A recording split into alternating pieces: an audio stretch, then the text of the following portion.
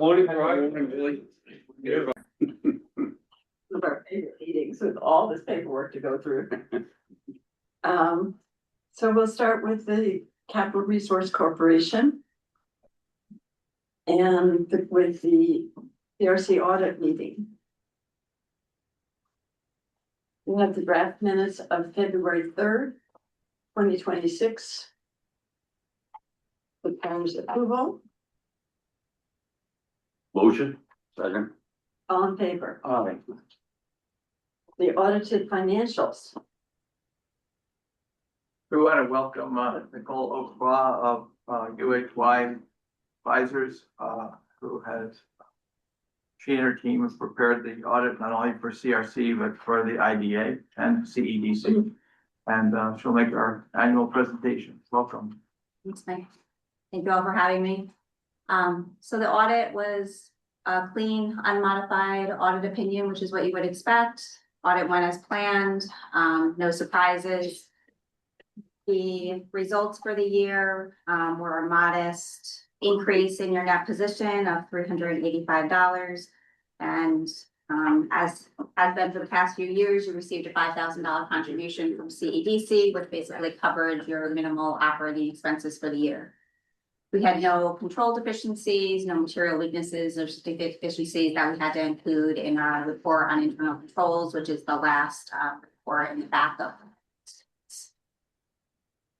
That's really it. Thank you.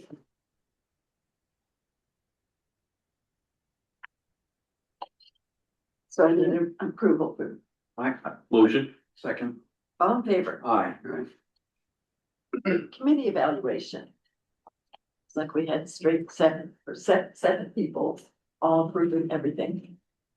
That again needs approval, I'll make a motion. Second. all in favor, Aye. public comments.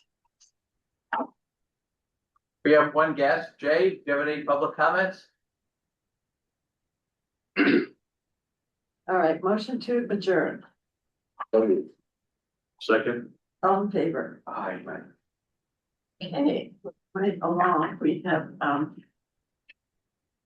finance committee. Draft minutes of February 3rd, 2026.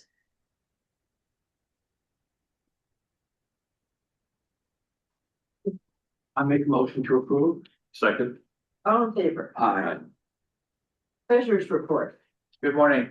As you'll see on page 1 of the finance committee report, our assets are $2,122. That is basically the remaining net proceeds of the $5,000 grant that the CEDC had made last year to cover our insurance, our audit and legal expense. With respect to the January 2026 P&L on the following page, you can see we had bank interest. Actually, we didn't have bank interest. We had no interest, no income, and we had no expenses. Again, the major expenses, really the only expenses, are the audit and the insurance, and CDC will make a grant equal to what's needed to cover those expenses again this year. Are there any questions related to the audit report for the Capital Resource Corporation?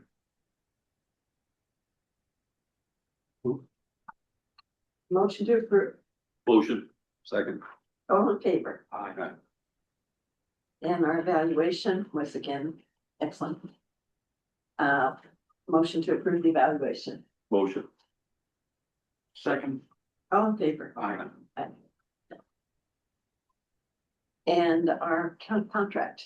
Yes, came up in the audit that we didn't have a contract between CEDC and the Capital Resource Corporation for administrative services.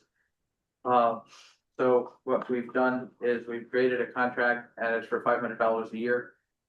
Obviously, we're going to give ourselves the 500 out of the 5,000 we contribute back to you, but at least from an audit trail tracking and liability, position going forward. We will formalize, CEDC's management and, administrative services provided to the entity by this contract.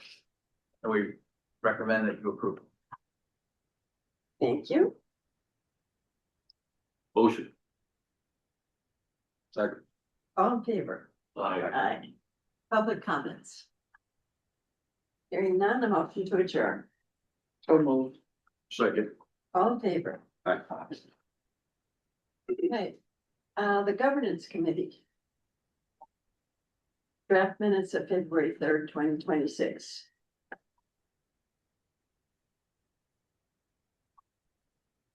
Motion, Motion.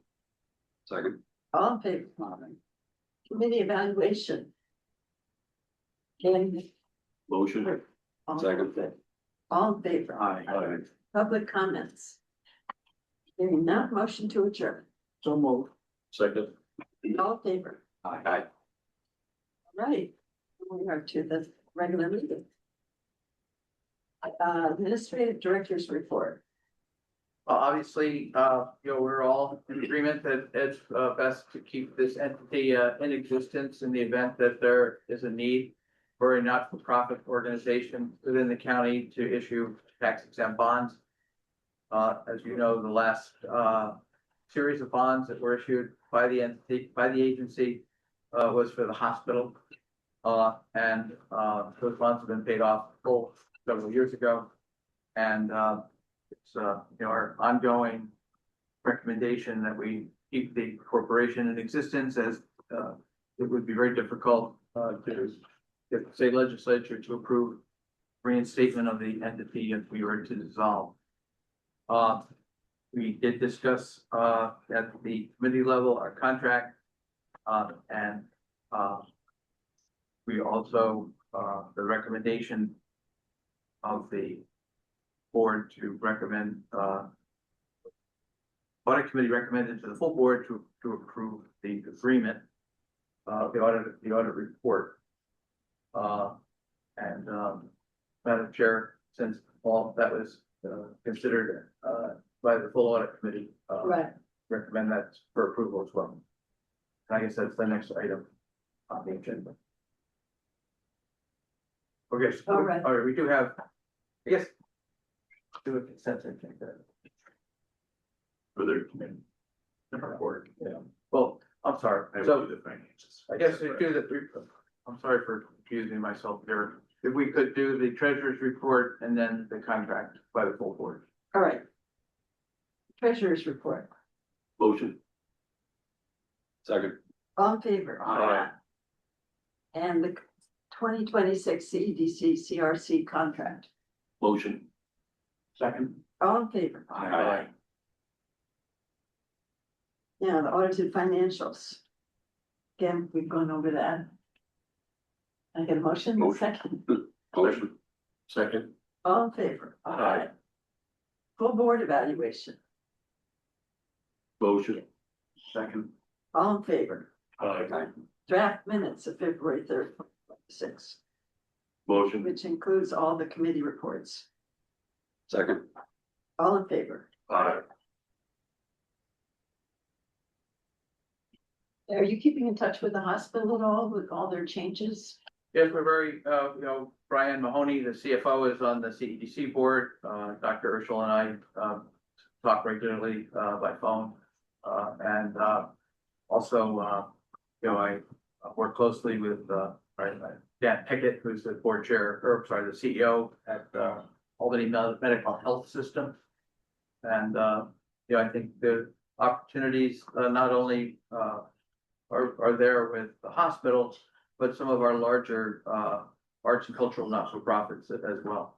So we do annually send out a letter to not-for-profits with a certain net worth or net operating expense over $1 million, reminding them that we're here, so that in the event that they're planning any type of major construction or major project, that they know that they have the opportunity to use the capital resource for free. Thanks. I know that you and I talked about it a little bit, Mike. Would Questar qualify for anything under CRC? think we have to look at that, yeah, I know that Questar, is the reporting entity of all of the school districts in the 3 counties to the state education commissioner. And I have to look at how I believe most of their funding comes from state. So we would have to look at that, but I know Bill and I did meet with senior management from Questar 3. And, they do have plans to continue to expand their workforce development footprint, as well as the training programs. And some of the training programs would require construction of facilities and purchases of equipment. So we don't, yeah. All right, thank you. Motion to adjourn, So moved. Second. all in favor? Aye. Okay. Now we come to the Platte County Industrial Development Agency. We are at the audit committee. For the draft minutes of February 3rd, 2026. I'll make a motion to approve. Second. All in favor? Aye. Thank you. And the audited financials and correspondence. So again, the IDA's financial statements were clean, unmodified audit opinion, which is what you would expect.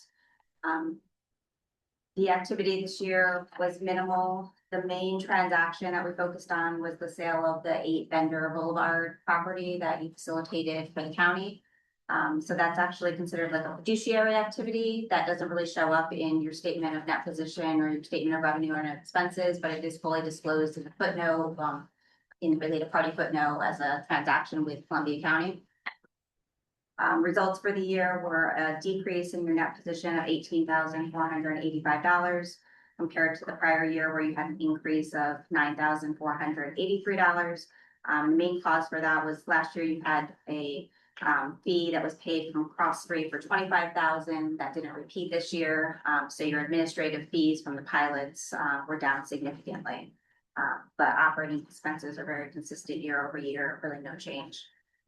And we had no control deficiency, so there's nothing in our letter, our report in the back of the financial statements regarding internal controls.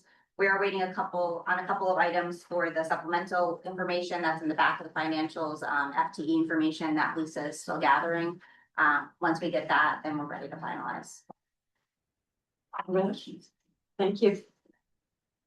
Motion to approve. Motion. Second. All in favor? Aye. Aye. Committee evaluation also needs approval. Motion. Second. All in favor? Aye. Aye. Any public comments? We lost our member of the public there. We weren't. Motion to adjourn. Oh, no. Second. All in favor? Aye. All right, Finance Committee. Again, we need the minutes approved. So moved. Second. All in favor? Aye. Aye. Treasurer's report. Again, as Nicole indicated, that we have assets of $54,000. And we had income, negative income last year. We are deferring the CEDC fee, but because we're on the accrual basis, we accrue it and carry it as a liability. We do have 2 projects that have been approved, or one has been approved, the Summit project, Philmont, $20 million project. We would get a $200,000 fee if that closes. And we are working on the Collaborate Hudson LLC project. And when we get into the IDA meeting itself, we'll give you an update on where we are with that project. But there's a public hearing scheduled and potential vote for consideration by the IDA on a $35 million project, which would give us a $350,000 fee. So I do see that there'll be an opportunity to get caught up with CEDC's open payable. and as well put the IDA in a position of strength, going forward if one or more of those projects are final closed. That basically concludes my report. All right, thank you. Have some motions, Motion. Second. all in favor? Aye. Finance committee evaluation, Motion. Second. all in favor? Aye. Motion to adjourn, So moved. Second. all in favor? Aye. Okay. Governance committee agenda. Draft minutes of February 3rd, 2026, Motion. Second. all in favor? Aye.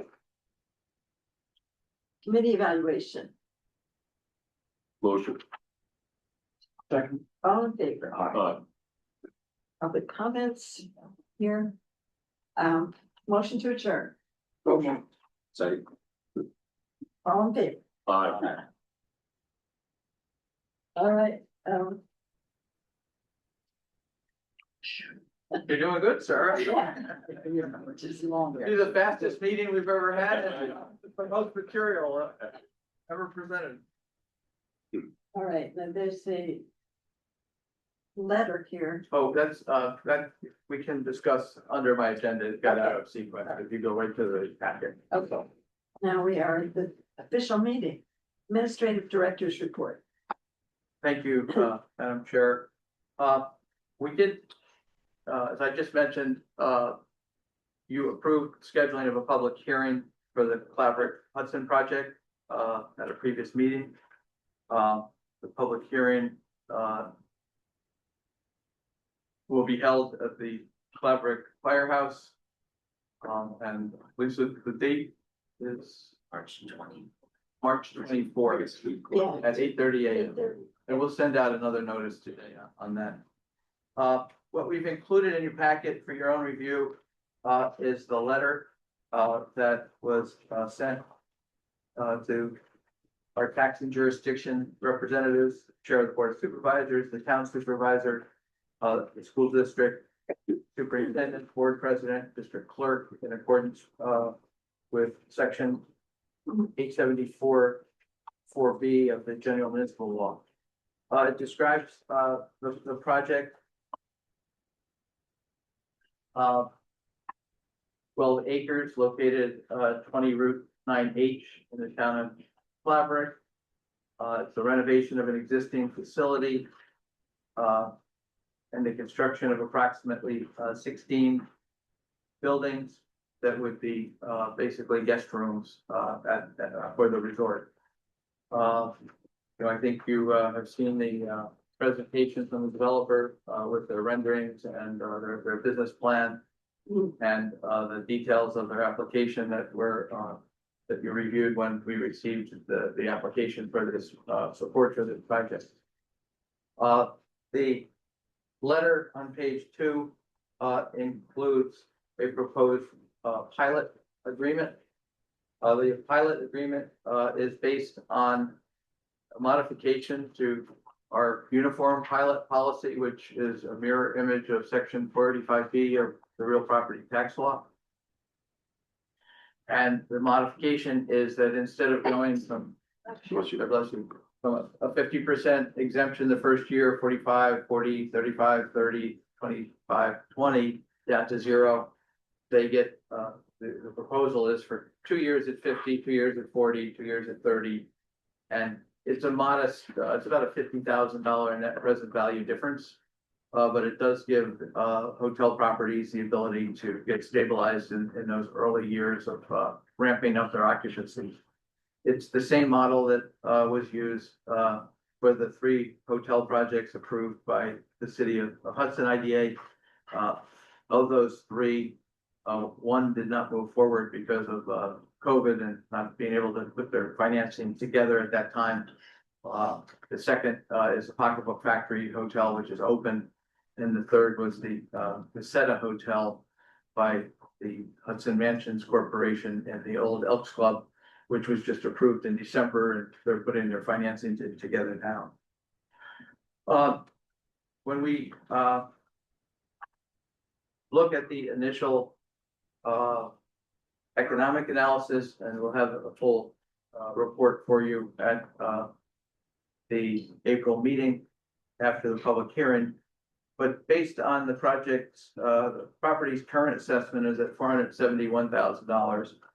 And over 10 years, at a net present value, would result in $126,000 in real property tax. With a $5.7 million assessment, which in the town of Flatbrook with a 70% equalization rate, basically is over almost a $9 million assessed value. The real property tax would be $1.5 million with no benefit. With our UTAP, the uniform pilot exemption, it would be $1,123,000. And with the proposed pilot, with the 50-50, 60-60, 40-40, it's $1,084,000. The difference between $84,000 and $123,000 is the benefit that you get by giving them this extra exemption. The total, using the model that's been proposed, the total property tax benefit would be $488,000. They would receive a mortgage recording tax exemption of $312,000 and a sales tax exemption estimated at $1.5 million for $2.3 million. And $2.3 million on a $35 million project is 6.5%. So 6.5% of the project costs would be incentivized by the IDA. The 3 hotels in Hudson, it was just a little over 5%. And so I am meeting with the town supervisor to go over these numbers prior to the public hearing. And I will also reach out to the school district. Again, even with the benefits that the IDA is that are proposed, the 1084 divided by 126, it's 8.5 times tax revenue that would be received if the project remains in the condition it's been for what, 20 years. When you also, as we'll present to you how when you break this out, what is each of the taxing jurisdictions giving up? Obviously, the mortgage recording tax is 50% to the state, 25% to the county, and 25% to the town. So there's no cost to the school district. When you look at the sales tax, 8%, 4% goes to the state, 4% goes to the county. Of the 4%, the county takes 30% of that, or 1.2% of 50%, and divides it between the 18 towns, 4 villages, and city of Hudson. So again, the amount of tax that's, when it looks, it's going to be $1.5 million of tax, the bulk of that is the state and the county. And when you look at the real property tax, the school district is about half of that. But again, they're going to be getting 8 times even after the subtraction of the benefit in tax dollars, and there'll be no school children that are going to be housed there, live there, that will result in impacting their budgets. So I think that the last hotel project that the Hudson IDA did, we did have several residents of the city upset by the mere fact that there was businesses getting benefits that other businesses weren't getting, including their.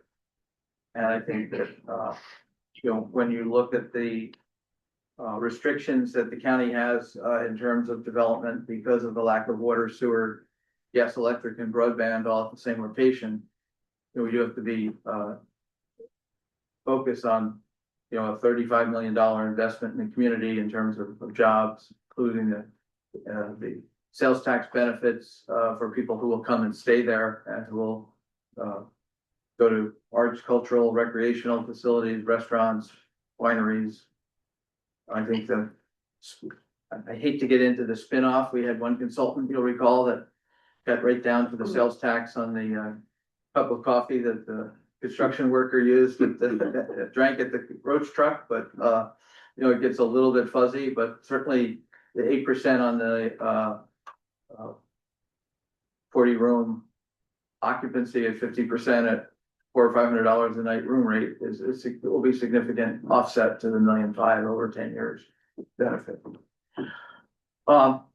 We hope that there'll be members of the public that will come out, and we hope that it'll be another opportunity to educate our taxing jurisdictions and residents in the town and the county as to what the IDA does. And while it seems that we're giving away tax dollars, we're really creating a mechanism that provides multiples of 8 to 1 in benefits over a period of time on a present value basis.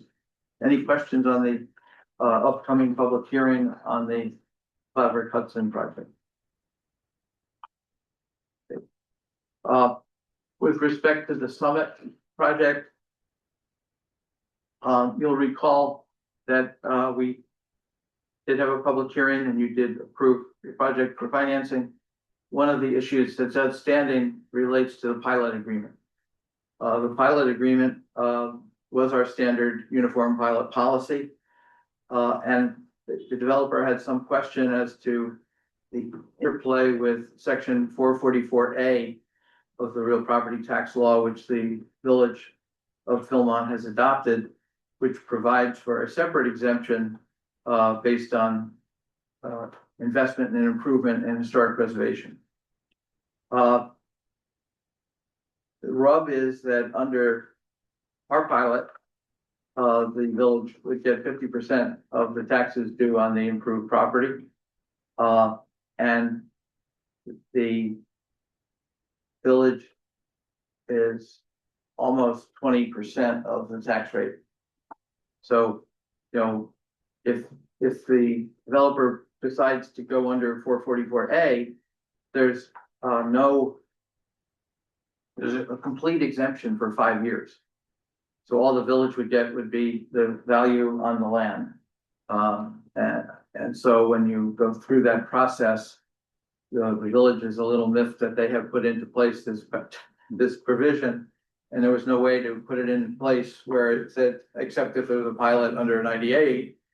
And what I'm trying to demonstrate to the developer is they're minimizing their risk for about $6,000 a year by putting everything under the IDA, which will result in the village getting $20,000 or $30,000 a year in taxes beginning in year 1 versus 0 for 5 years.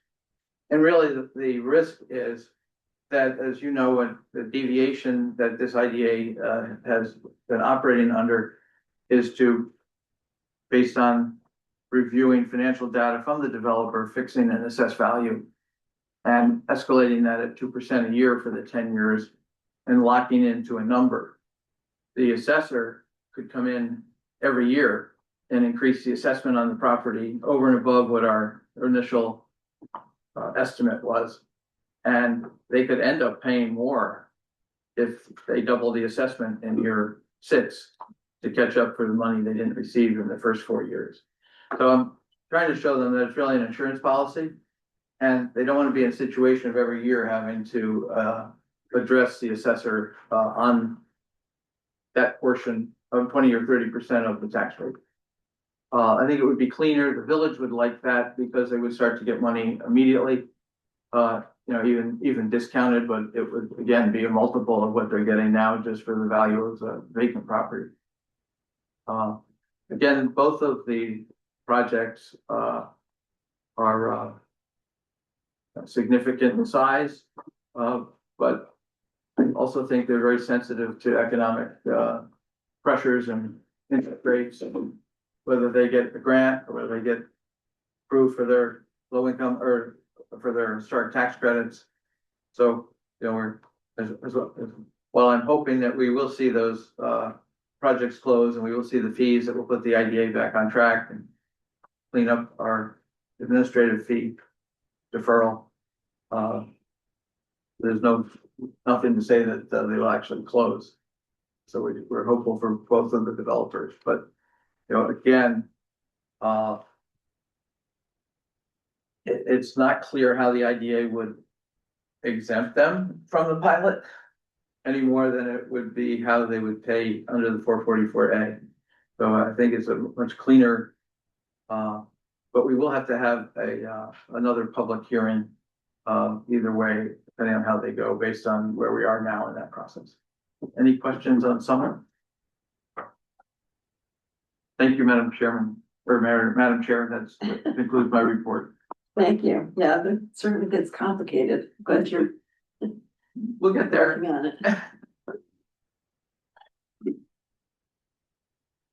Yeah, both of these products gonna be great financial benefits to everybody in the future. We've got to get them going. All right, where are we? Okay, draft minutes. I need a motion and. Motion to approve. Second. All in favor? Aye. Full board evaluation summary. Motion. Second. We're taking turns. All in favor? Aye. Audit committee report. Includes the audited financials and audit committee evaluation. I make a motion to approve. Second. All in favor? Aye. The finance committee report, which includes the treasurer's report and finance committee evaluation. Motion. Second. We don't need another report from you. Okay. Unless you want one. Thank you, Dan. Any questions for Nicole? Governance committee report, which includes governance committee We get a evaluation. vote on that, sorry. On the finance, did we have a vote? Oh, sorry. Vote on. We had a finance. motion and a second. Yeah, right. Yep. Motion. Second. All in favor? Aye. There we go, yeah. Okay, Yep. governance committee report. Motion. Second. All in favor? Aye. Okay, Summit Street. We did those both. I have one last thing, Madam Chair. Chris Brown and I have worked on preparing a summary of uniform tax policies for 9 IDAs that relate to affordable housing. Just why don't you pass it out? If everyone could consider it in draft form. But it's background for a future meeting, and we will circulate it in the next board packet.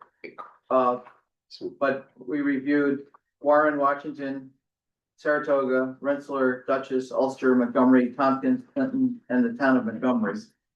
5 included special provisions for housing and 4 did not. Chris has summarized those that have special IDA incentives for housing. And we're starting to, we have gotten some inquiries for housing projects. And one of the issues is if it's full market rate, we don't see a lot of IDAs providing anything but the uniform pilot policy, if at all. And for each level of income restriction that the developer is willing to commit to under a pilot agreement and IDA financing, we see various modifications of the uniform pilot policy.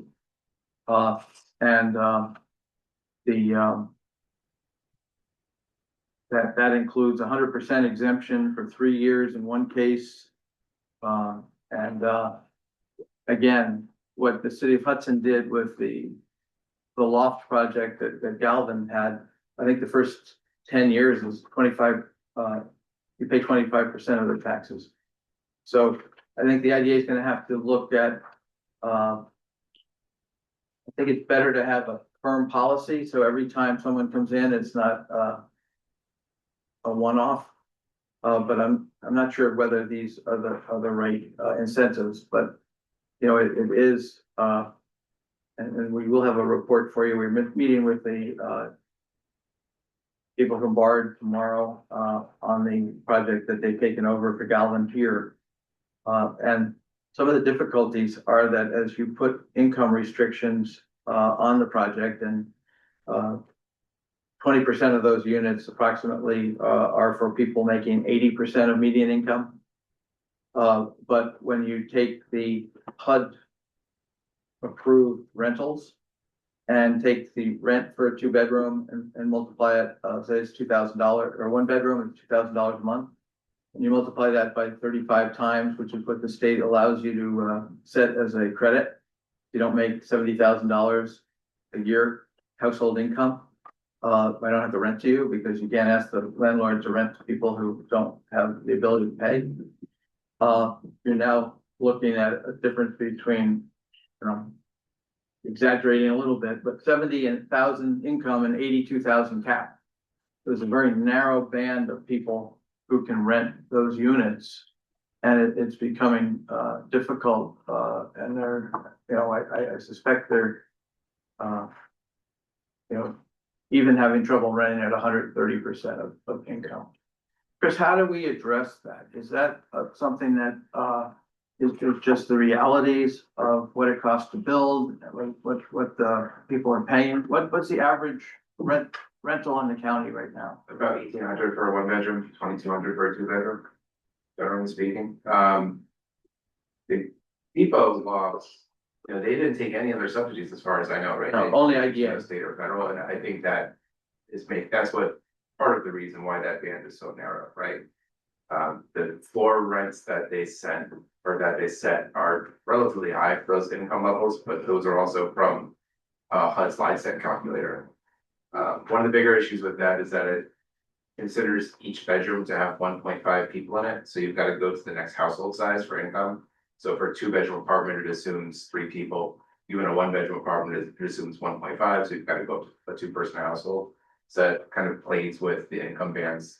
I don't know where they are with Louisa. I know that they're having some difficulty, as Mike described. So I think that, you know, there's a potential project in Malaysia, there's a potential project in Kinderhook. There's 2 or 3 projects in Greenport. Greenport's projects are kind of a little bit in limbo right now until they resolve some issues with DEC on their sewer plant. But they are working on that. Apparently in the spring, when there's heavy rains, it overflows. And you know, they need to resolve that. And you know, there's still people interested in the project at 178 Healy. There's a the owner of the Sunoco gas station where the A&W root beer is. He has 10 acres behind the gas station. 92 units, I think. 92 units proposed there.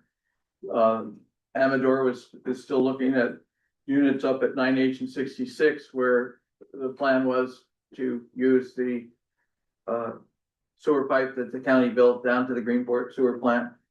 So I have met with Supervisor Eldridge, and we had a call with DEC last week. And George Schmidt, their engineer. But you know, you could, in a year, you could have 3 to 4 to 8 housing projects before you. We want to kind of get, you know, at least some sense as to what guardrails we should be giving people so that they don't get down the road and feel that they, you know, we didn't know what we were able to give them, and therefore they can't plan on whether to move forward with the project. And at the same time, recognize that, you know, if you're gonna charge $4,000 a month for a upscale housing project, is that something that the agency wants to endorse?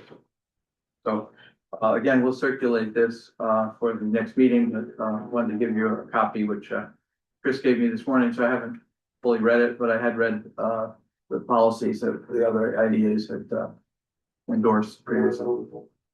That's great to have this. Yeah. So I'm now secretary of the Greenport Planning Board, and I see a whole lot of projects coming in. But you know, the sewer issue, right? Yeah. But that's the place That's the place to build it. where there's space, you know. I think the answer there is not only to figure out what's going on with the overflow, fix that and expand the plant while there's infrastructure money available. Yeah. And all of the plants in the county are 25 to 30 years old, except Kinderhook. And that's because they had successive congressmen living within the sewer district. That helps. All right, thank you. But the depot building it's not performing well. I wouldn't say that. I think it's experiencing issues on lease up. Mhm.